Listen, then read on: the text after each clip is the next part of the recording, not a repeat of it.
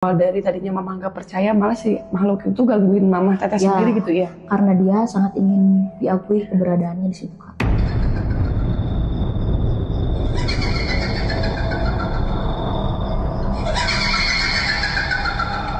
Langit itu, si rambutnya tuh panjang, bajunya tuh seram, matanya merah kayak yang penuh kemarahan dan kebencian gitu, Kak.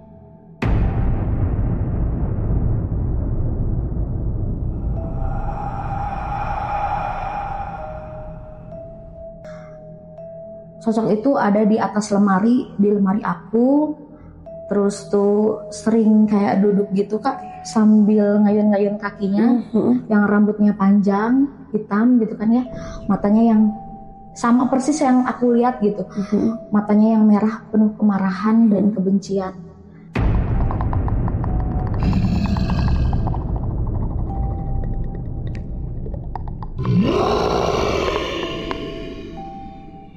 Sosok perempuan yang menggantung dirinya, jadi bunuh diri gitu, karena ya masalah hidup dia gitu.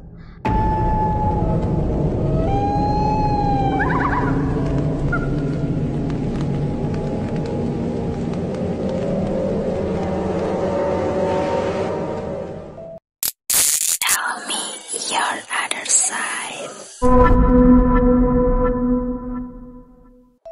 Halo, selamat malam Sobat Dimensi. Kembali lagi bersama aku, Diana, di Kamar Misteri.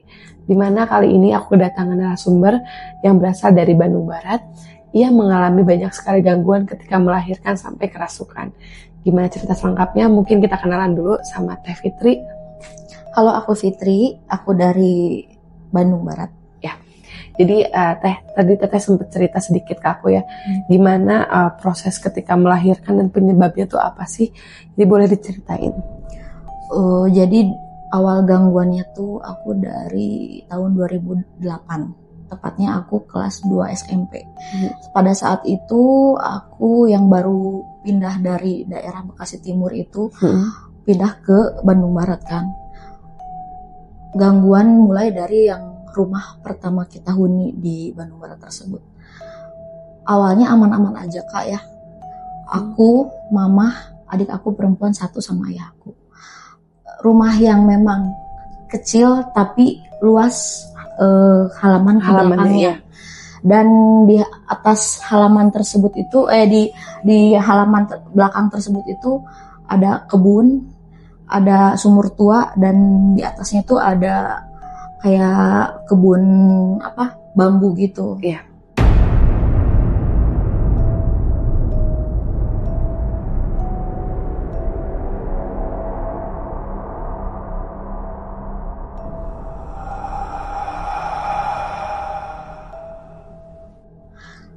Kita awalnya belum merasakan apa-apa ya, Kak ya.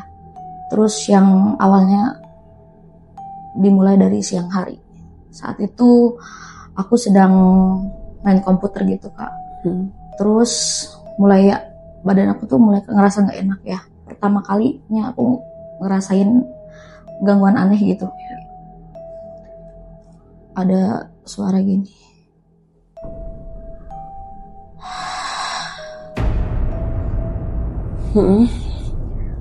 Aku masih yang kaget pada saat aku yang masih remaja ya, Kak. Kataku, apa ini gitu ya. Jadi bertanya-tanya ya. Satu kali aku yang melanjutkan main komputer itu. Jadi setelah Teteh mendengar suara-suara aneh itu, apakah ada lagi gitu gangguan-gangguan yang terjadi? Yang sebelumnya aku yang belum percaya itu ya, Kak ya. Akhirnya suara itu muncul lagi dan aku kaget. Aku seketika lari yang mencari pertolongan ke kamar mama aku gitu. Saat itu mama aku lagi tidur siang sama adik. Aku yang enggak tanpa buka pintu, yang udah nerobos gitu aja. Iya. Karena panik ya. Iya. Akhirnya, nah singkat cerita dari situ, orang tua aku tuh yang nggak percaya, yang bilangnya tuh aku halu, anak halu lah apa. Tuh yang dari situ sempet kayak stres sendiri gitu ya. Kata aku ngapain bohong gitu kan. Ya kan masih kecil juga, ngapain ngada-ngada gitu ya. Ya masih yang nggak dipercaya. Dari situ ketidakpercayaan itu akhirnya makhluk itu mulai mengganggu mama aku. Oh, jadi yang berawal dari tadinya mama nggak percaya, malah si makhluk itu gangguin mama Teteh sendiri gitu ya? Karena dia sangat ingin diakui keberadaannya di situ, Kak.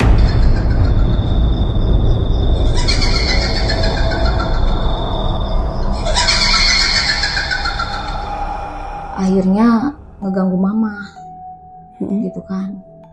Tengah malam, kita yang udah tidur lelap, tiba-tiba ada suara kayak yang nyimpen gayung gitu di atas, di bibir Bak mandi gitu, bak mandi gitu kan, paling gitu kan. Yang awalnya mama tuh kaget juga, dia kaget sendiri, kata dia cerita aku kaget sendiri karena emang kita keluarga kecil yang pada saat itu kita sudah tidur lelap semuanya. Gitu. Jadi kondisinya mama tuh tahu semua orang di rumah tidur, ya, tapi ada suara ya kayak yang udah dari kamar mandi gitu. Udah aja skip itu, gangguan itu datang lagi di hari selanjutnya sama aku. Karena emang aku yang pada saat itu remaja nyisir gitu ya Kak, nyisir di waktu maghrib yang sebenarnya emang banyak yang konon katanya mitosnya tuh kita nggak boleh nyisir di malam hari. Nah aku yang nyisir, tiba-tiba entah kenapa sih keesokan harinya tuh si sisir itu tuh nggak ada Kak, hilang. Padahal yang aku udah yakin aku nyimpen di atas tempat lemari itu di situ, aku yakin banget gitu kan, sampai yang saking penasarannya cuman karena masalah itu aku sampai nyari-nyari kemana. Dan beberapa hari nggak lama dari situ si sisir itu kembali lagi ada di atas lemari itu.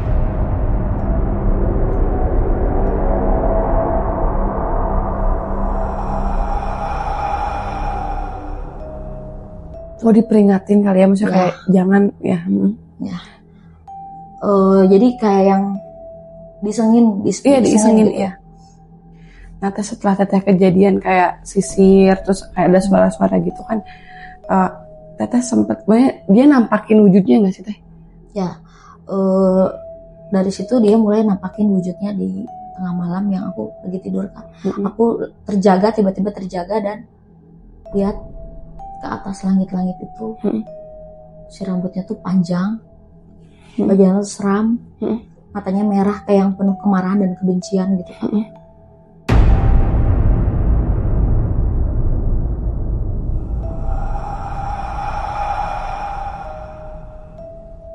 Kayak yang putih aja gitu ya, tapi serem.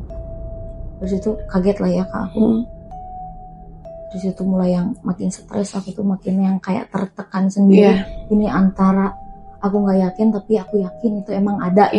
Karena Teteh pun ngeliat sendiri kan. Ya betul. Dan keesokan harinya aku cerita sama orang tua, dan mereka yang kayak, kalau mama kayak yang udah percaya tapi yang masih ragu-ragu. Kalau ayah aku yang tetap nggak percaya bahwa itu menimpa aku gitu, bahwa itu tuh ada. Jadi Teteh tuh dilema lah, maksudnya kayak ini harus bilang ke siapa gitu, kalau nggak ke orang tua gitu. Sementara papa nggak percaya gitu. Betul.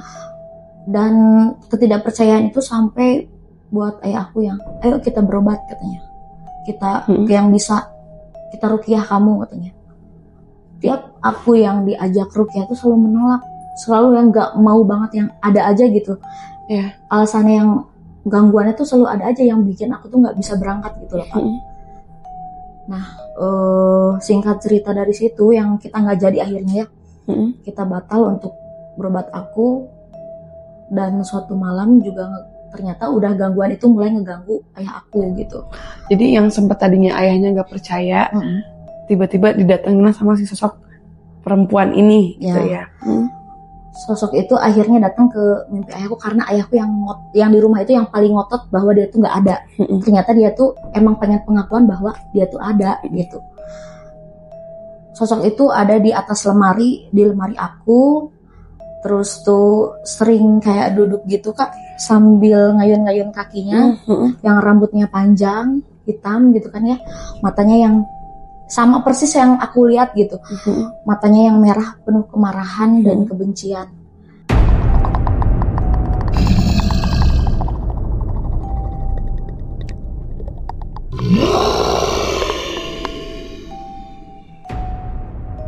Sampai yang si makhluk itu pun ada komunikasi kayak. Oh, sempat di dalam mimpi tuh? Ya. Katanya gini, katanya bahwa dia tuh ada gitu. Boleh di ini nggak? Sempet tahu kan kata-katanya? Ya, katanya aku ada katanya di sini. Jangan sampai nggak percaya katanya sama anak kamu katanya gitu kan. Yang dari situ ayahku tuh kaget dan bilang ke mama katanya ternyata teteh tuh benar katanya bahwa Jadi sosok itu tuh ada gitu, sosok itu ada ternyata gitu. Nah itu tuh kejadian SMP tuh kan ya, ketika remaja. Ya. Berarti kan gangguannya tuh terus ada ya, si perempuan itu minta pengakuan. Nah sebenarnya sempet gak sih keluarga tuh nyari gitu, sumbernya dari mana sih si perempuan itu, sempet gak teteh tahu gitu? Nah akhirnya kan yang kayak udah muak mungkin ya orang tua udah bingung, sedangkan mau bawa berobat aku sendiri pun yang ada aja gangguannya. Akhirnya mencoba cari tahu ke penduduk sekitar rumah itu. Katanya ada kebetulan mamaku tuh ya kayak nanya ke orang yang pas pernah dia menyewa rumah itu sebelum keluarga kami gitu Kak. Katanya emang waktu dia tinggal di situ tiap jam 3 subuh kata ada yang mandi katanya gitu. Oh iya, aktivitasnya selalu di kamar mandi gitu maksudnya? Di kamar mandi katanya ada yang mandi jam 3 subuh, ada yang kayak gayung sering bunyi gayung gitu di kamar mandi. Emang jadi si kamar mandi itu emang kelihatan sih ya kayak yang gelap lembab gitu.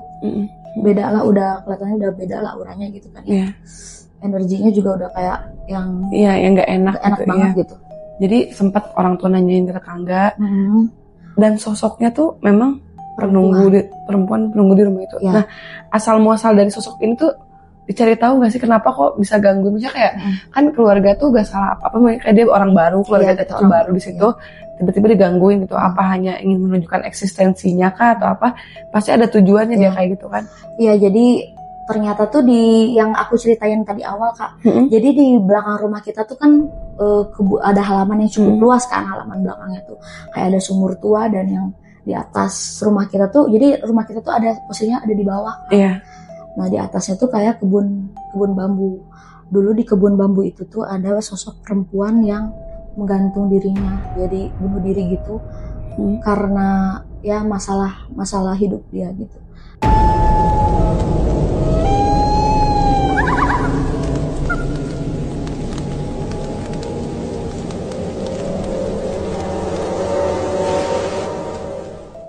Dan ternyata menyedihkan, cukup tragis gitu Kak. Jadi si sosok itu dulu tuh seorang perempuan yang tidak direstui cintanya, yang akhirnya dia hamil. Jadi si cowoknya tuh gak bertanggung jawab gitu Kak, karena si ceweknya tuh hamil di luar nikah. Dan dia juga mengalami beberapa KDRT. Dan singkat ceritanya si cewek itu frustasi dan akhirnya mengakhiri hidupnya di kebun bambu itu. Tepat di atas rumah yang aku sewa pada saat itu. Jadi maksudnya si cewek ini tuh kayak minta tolong gitu kali ya, misalnya kayak dia sakit hati nih sama si cowok ini gitu, sampai dia bunuh diri di situ dan ngeganggu ke rumah gitu.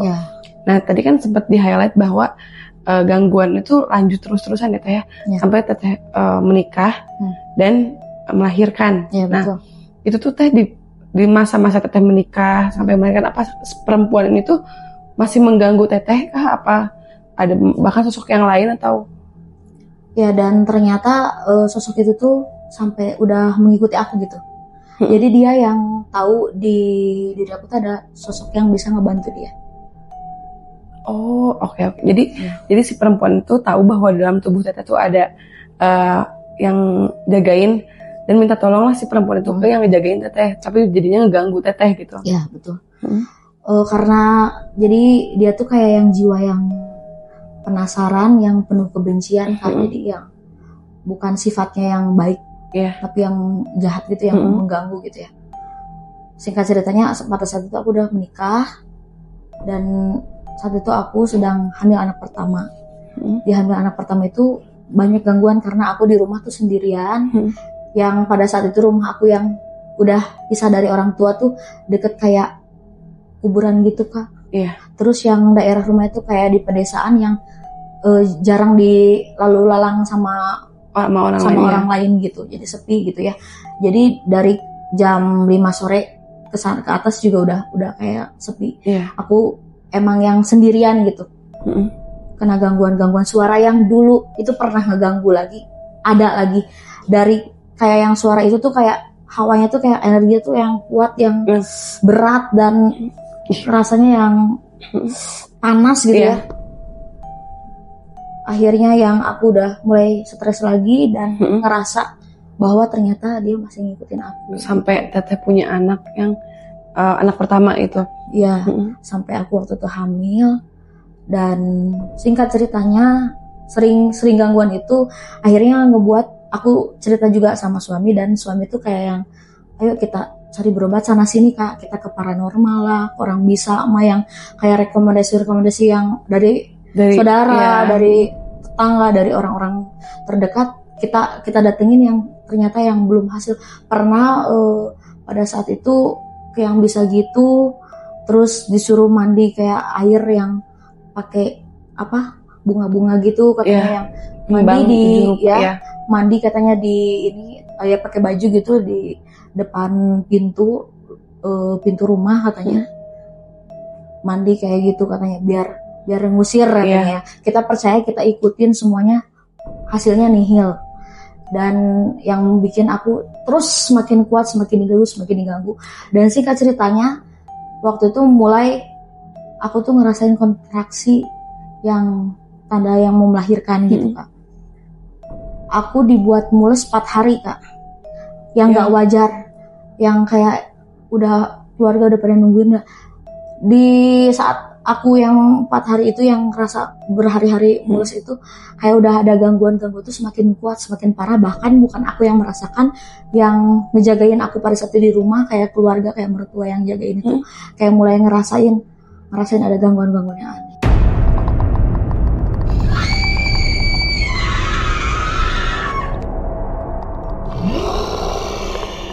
Oh jadi si perempuan ini tuh ngeganggu juga ke keluarga ketika mau melahirkan itu tuh ya. Jadi semua orang tuh ngerasain gitu bahwa keberadaan si wanita itu ada loh di sini gitu ya. Ya betul. Jadi udah mencium dan merasakan ada hal-hal yang gak wajar.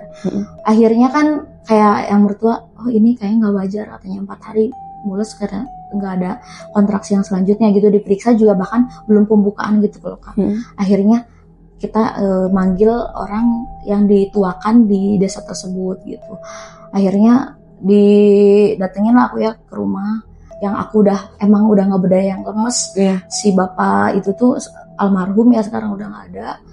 Dia tuh kayak yang bacain doa-doa gitu ke aku, yang aku tuh langsung yang kayak dia tuh muncul gitu, kayak yang keundang gitu ya. Pas didoain bukannya malah sembuh, malah keundang. Dan yang benci banget aku ngerasanya, aku muntahin si baju bapak itu, yang seolah-olah aku tuh pengen ngusir dia, pergi kamu gitu kan ya.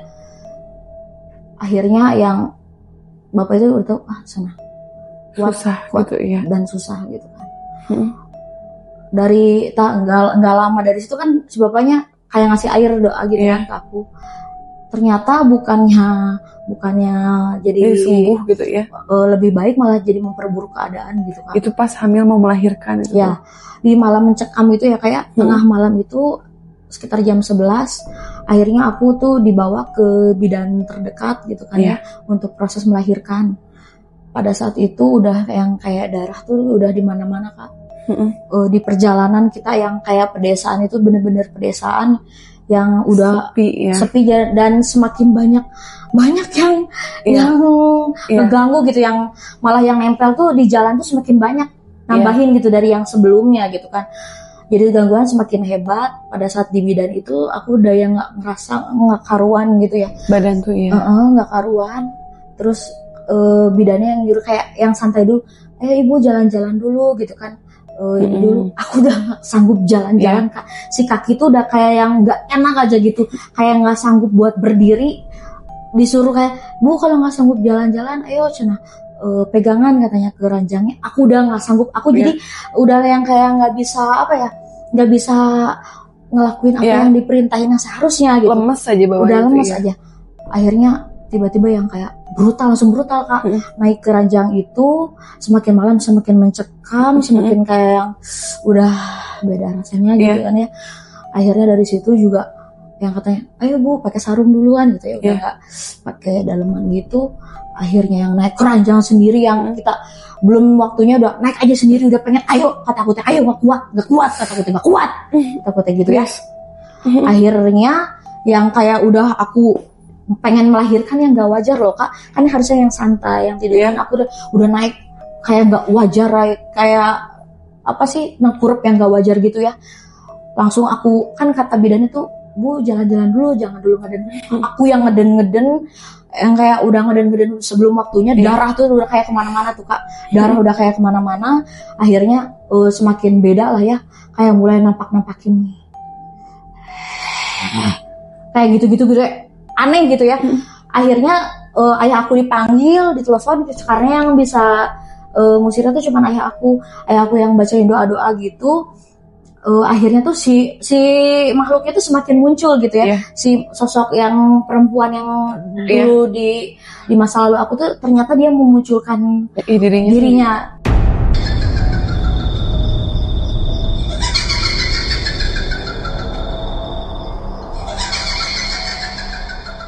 Dirinya dalam diri aku yang kayak aku tuh ada sadarnya, ada enggaknya, kadang aku kadang dia gitu. Sampai kata ayahku ya di sela-sela doa dia tuh, ayo keluar sana, kasihan katanya gitu ya, pakai bahasa Sunda gitu ya, kasihan gitu artinya tuh, ayo keluar, katanya jangan ganggu, kasihan katanya mau melahirkan. Terus yang kayak makin kedengar makin hebat, jadi aku tuh katanya menjulurkan lidah aku gitu Kak, lidah aku sampai melotot-melotot sampai melenggak-lengguk gitu, yang serem, yang emang ternyata si sosok itu nyata kayak yang jadi aku tuh kayak di diri aku tuh kayak ada sadarnya tuh, kayak aku ada di ruang yang gelap kayak gitu, ruang gelap gitu. Terus yang si sosok itu ternyata bener wajah yang di masa lalu aku itu, si sosok wanita itu gitu yang jadi kejadian beberapa tahun lalu tuh malah dia tuh datang lagi seolah kayak mau dijemput lah aku gitu ya. Karena dia emang dendam sama hidupnya sendiri dan dia juga nggak mau orang lain ya aku punya kebahagiaan dari anak pertama aku itu. Jadi dia kayak ngalang-ngalangin buat lahir. Dan pada saat ayahku semakin kesini ngedoain tuh udah ya, yang kayak katanya kalau misalnya ngedoain gitu yang ngeruqyah berat gitu, berarti itu emang energinya emang kuat kan. Dan udah seperti itu tuh semakin kuat gitu ya. Akhirnya tuh si makhluknya tuh kan ada interaksi juga ternyata Kak. Ada interaksi katanya gini, emang aku aing rek dikaluarkeun. Guys. Kayak gitu. Bahasa Sunda ya artinya itu emangnya sama aku mau dikeluarin gitu kan ya. Si bayinya tuh kayak. Ya. Wah aing dihalangan di jalan lahir katanya gitu kan. Sama aku dihalangin gitu di jalan lahir katanya. Makin inilah mama aku sampai yang pada saat itu di bidan lagi nunggu kayak nggak sanggup ngelihatnya, yang udah nggak tega, kayak aku tuh kayak yang diambang kematian. Nangis. Ya. Dan gangguan yang gak wajar gitu loh Kak. Kayak mama tuh udah pasrah, ya udah mama pulang aja katanya ya. Dari situ tuh si sosoknya tuh yang belum puas gitu Kak. Sampai aku tuh yang dibuat sakit, yang berkali-kali sakit gitu ya. Udah dari situ tuh kayak si bidannya tuh ya, asistennya tuh kayak udah panik gitu kan ya. Oh ini gak wajar. Ke keluarga aku ada sadarnya kedengar. Sholat dulu ya Bu ya. Dia kayak berdoa dulu, yang ini dulu ritual ya, doa agama dia. Dan akhirnya udah, Ibu ayo udah waktunya. Aku yang udah kayak gak karuan, darah tuh udah banyak banget Kak. Udah yang aku tuh kayak udah gak ngerasa apa-apa, kayak udah, aku juga di dalam diri aku ya pas sadar tuh udah pasrah aja gitu lah ya. Tepat jam 12 malam kayak yang si bidannya juga ngeberaniin diri buat interaksi sama si makhluk itu yang ada di dalam diri aku gitu. Katanya ayo sana katanya pergi ya katanya, kasihan si ibunya, kasihan katanya dia mau melahirkan. Terus yang pas aku sadar diri aku tuh juga dia si asisten bidannya bilang gini katanya, teteh ayo teteh sadar katanya gitu kan ya.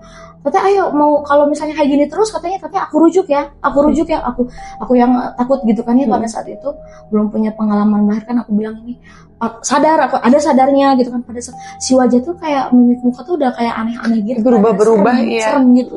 Kata aku tuh nggak mau teh, nggak mau, kata ke asisten itu, nggak mau. Ya ayo yang benar ya, jangan gitu ayo tata sadar. Kayak aku istighfar, ayah aku yang terus apa berdoa yang nggak berhenti. Akhirnya tuh kayak yang bisa melahirkan akhirnya gitu ya. Dan ternyata si sosok itunya tuh keluar bersama air yang kayak apa air ketuban bersama bayi aku gitu. Jadi keluarnya dari situ, ternyata dia tuh ada di dalam ketuban gitu bersama bayi aku gitu. Aduh, ini maksudnya guys, jadi dari cerita ini seorang yang bikin aku sedih ya, kayak seorang ibu berjuang, tapi di sela-sela itu juga harus melawan hal-hal dari masa supaya nangis, dari masa lalunya gitu. Ya. Tapi setelah dari gangguan itu, kayak setelah dari gangguan itu, apakah teteh masih diganggu sama wanita ini kah, atau lepas aja setelah melahirkan? Jadi ya malam mencekam itu sama belum berakhir gitu Kak. Bahkan yang kayak aku udah dijahit itu pun kayak ada yang sosok yang lain yang dari jalan kan ikut gitu. Yeah. Ada juga, tapi yang tidak sehebat yang wanita tadi gitu, karena emang di dalam diri aku juga ada yang ngejagain aku, yang dia juga ngebantu ngelawan gitu. Yeah. Dan ternyata yang bayi aku yang spesial itu dia juga ternyata punya, Masya Allah gitu ya, punya kekuatan yang kayak bayi kecil gitu tuh kayak ngelawan juga sosok itu gitu Kak, buat dia lahir gitu. Jadi akhirnya sampai yang kayak dijahit kayak robek banyak gitu luar dalam yang aku 18 jahitan yang karena si sosok itu yang bikin semua itu. Karena kalau kita yang belum waktunya gitu kan, kadang kan jangan dulu ngeden bisa jalan dulu, apa kalau yang normal mungkin bisa. Tapi aku nggak bisa gitu ya. Tapi maksudnya anaknya sehat ya maksudnya. Sampai saat ini juga maksudnya diberi kesehatan gitu, nggak dijauhkan dari hal yang kayak gitu. Tapi itu setelah beberapa kejadian itu, gangguan si wanita ini tuh makin kuat kah, atau udah ganggunya pas lagi hamil aja gitu? Masih Kak.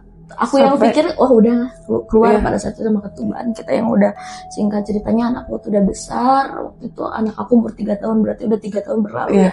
Sesuatu yang masih penasaran sama diri aku gitu. Kayak yang dia tuh pengen nguasain tubuh aku gitu. Karena aku tuh kayak yang bagi dia tuh khas buat dia. Suka gitu sama diri aku tuh sama sih.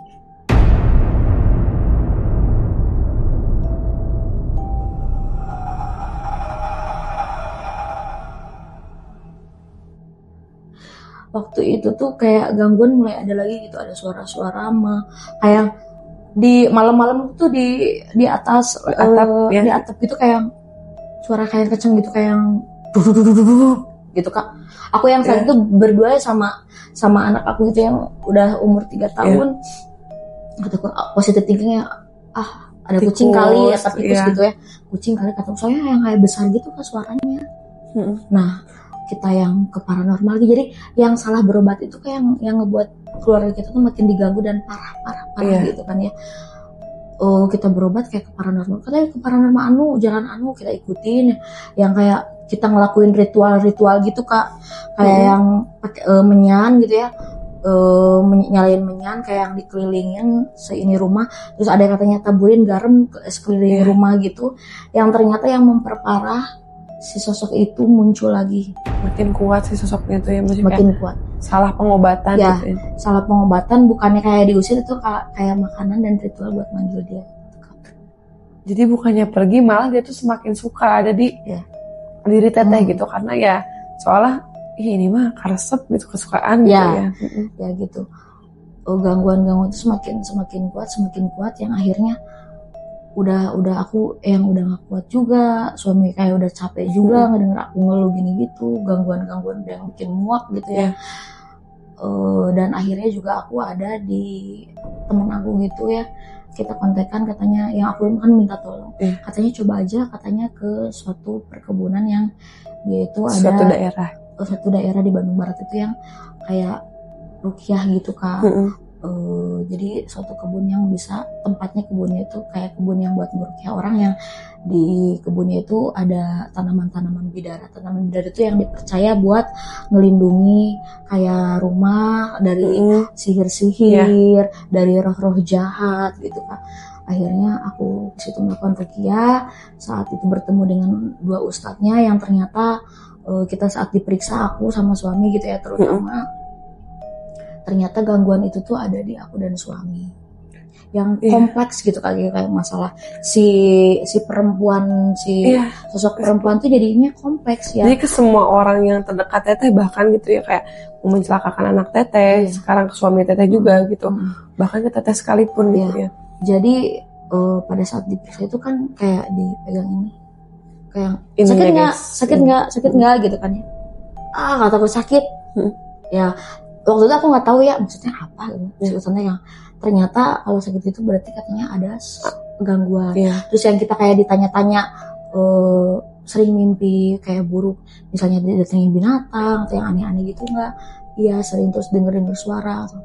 Si ustadznya yang udah nggak banyak ngomong, kata aku sama suami, ayo kita berdiri, kita tuh kayak proses ruqyahnya itu kayak berdiri gitu kan di kayak jadi si pohon bidaranya itu kayak udah yang tinggi gitu ya.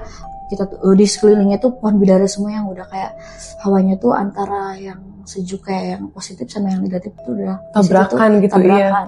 Udah yang kuat banget gitu energinya. Saat ustadznya baru doain gitu kan ya, ayat-ayat suci Al-Quran, kita mulai ada reaksi, kayak suami juga kayak yang pengen muntah susah gitu kan ya. Aku juga yang kayak mulai udah pingsan berapa kali karena yang udah gak kuat antara badan aku dan gangguan itu gitu, yang energi itu terus kayak tabrakan kayak antara diusir ya sama si ustadznya, sama yang kayak yang kita yang di dalamnya itu kayak ngelawan gitu kan.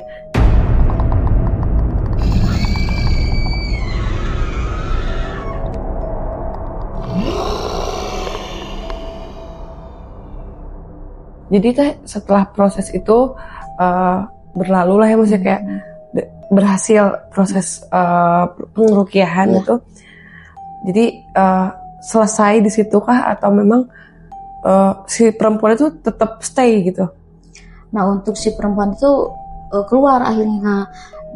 Kita pada saat proses itu kan yang singkat ceritanya udah pingsan itu sadar lagi, aku yang terus-terusan yang diruqyah lagi kayak yang udah ada reaksi kayak kesurupan gitu. Terus yang katanya si sosok itu yang menyeramkan lah. Ternyata emang dia tuh bilang kayak ada kebencian, ada kayak dendam, dia tidak mau melihat bahagia keluarga aku, jadi kayak iri gitu kak. Ternyata sosok itu tuh emang yang kayak udah muak sama ya kehidupan dia dan bahkan tidak ingin membuat orang lain bahagia gitu ya. Betul. Tapi ya syukurlah maksudnya teh kan ini sudah berlalu gitu ya, dan alhamdulillahnya juga teman-teman si perempuan ini tuh sudah terkeluarkan apa yang ingin dia sampaikan. Ya mungkin dari aku semoga semuanya sudah tidak terjadi apa-apa lagi dan jangan sampai berpengaruh ke anak teteh gitu ya. Aku doain semoga anak teteh sehat-sehat, teteh sehat sekeluarga. Makasih banget teteh udah mau datang ke kamar misteri dimensi lain. So ya guys, jadi pesan aku buat teman-teman di sini, memang aku sempat dengar juga ya bahwa kalau ketika orang sedang hamil tuh sangat rawan untuk diikuti oleh makhluk-makhluk seperti karena wangi gitu. Apalagi mungkin dengan background teteh yang dari remaja sudah diikutin, ini kesempatan mungkin ya dibuat seluruh ibu-ibu di semua tempat. Jadi aku berpesan berhati-hati itu mungkin ya kita. Dan buat teman-teman sahabat dimensi, kalau pengen banget seperti yang aku pakai baju dimensi lain, ada merchandise-nya, ada di kolom komentar, nanti aku tautkan. Dan bila teman-teman mau cerita juga boleh banget dikirim ke Gmailnya dimensi lain, ada di bawah sini. So, Teh Fitri terima kasih banyak. Terima kasih juga buat sahabat dimensi. Don't forget to like, comment, and subscribe our YouTube channel. Bye-bye.